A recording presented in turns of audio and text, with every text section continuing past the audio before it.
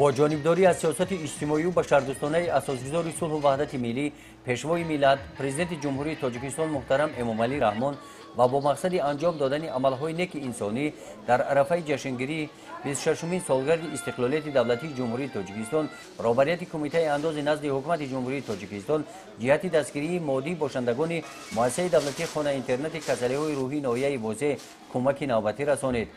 کمک عین زمان دسترس شده از سر و لباس مردانه و زنانه زمستانه و جهاز ضروری از جمله تپوش زمستانه مردانه 120 عدد، تپوش زمستانه زنانه 120 عدد، ژمپری زمستانه مردانه 120 عدد، ژمپری زمستانه زنانه 120 عدد، رخت خواب 173 بسته، جای خواب 30 عدد، بالاپوش زمستانه 50 عدد، ظرف گنجایشش 60 لیتر 4 عدد و غیره ها عبارت هستند.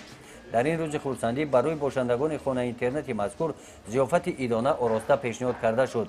طبق سفارش اساسگذار صلح و وحدت ملی پیشوای ملت پرزیدنت جمهوری تاجیکستان محترم امامعلی رحمان کمک رسانیدن به یتیمان و بی‌پرستاران در جشن 26 سالگی استقلالیت از طرف کمیته انداز نزد حکومت جمهوری تاجیکستان با مؤسسه دولتی خانه اینترنت بیماران روحی ناحیه واسه کمک خیریه رسانیده شد.